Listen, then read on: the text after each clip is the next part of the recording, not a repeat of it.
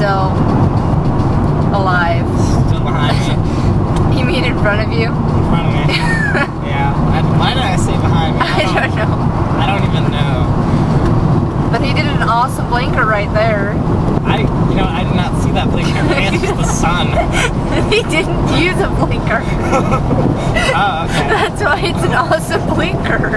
I was just thinking, like, like when you turn a flashlight on in the morning and you can't see the light because it's so bright out, I figured that's what his blinker was doing. No, I say everyone has an awesome blinker. They use awesome blinker skills when they don't use one. Because it's so hard to use a blinker. Well, maybe other people's blinkers aren't as easily situated right by their middle fingers. I think they are, honestly. I really think they are. You think all cars are like ergonomically designed so humans can easily use them? What? I don't know. It doesn't make much sense, does it? Nah. Not really.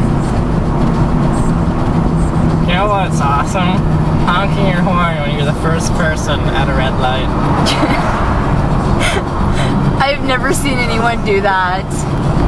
Well, the last time I did it, I made friends. Were they friendly friends or were they angry friends? I don't know, it's just the people next to me. Another car who also honked their horn. Nice. Maybe they thought you were honking at something important. Maybe. Which I'm guessing you weren't. You were just honking at the... I was honking to confuse people. I think you managed that.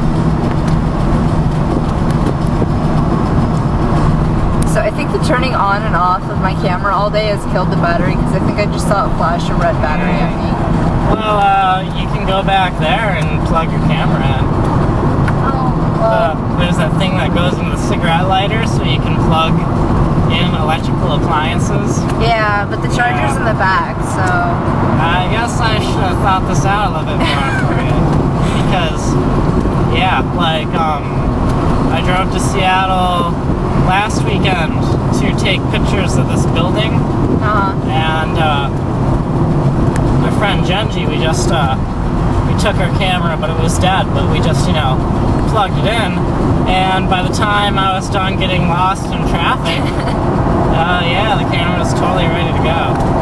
I'm not surprised you seem to have a talent for getting lost in traffic. Yeah, or at least Seattle, yeah. Well, everyone gets lost in Seattle, even if you live here your entire life.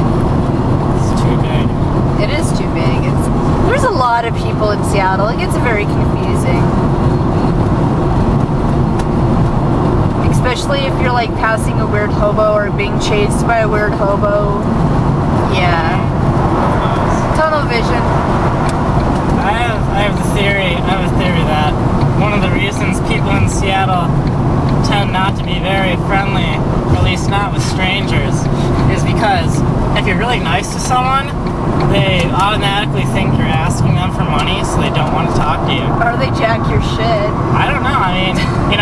There was some old guy, with some tools, walking down the street. I'm like, hey, how are you today?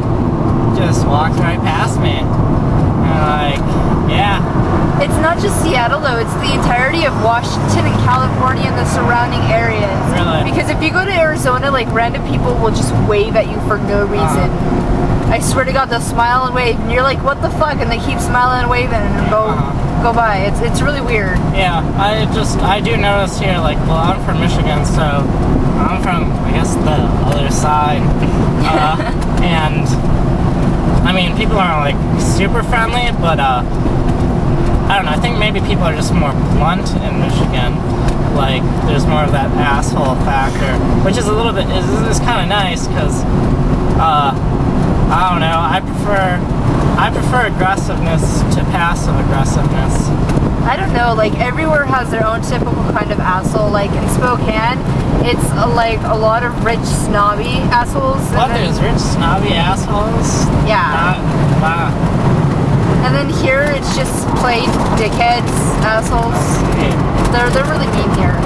But I love it, because that's where I'm from, and yeah, it's comical. Yes, I should really get that window You do. It makes it a lot harder to hear.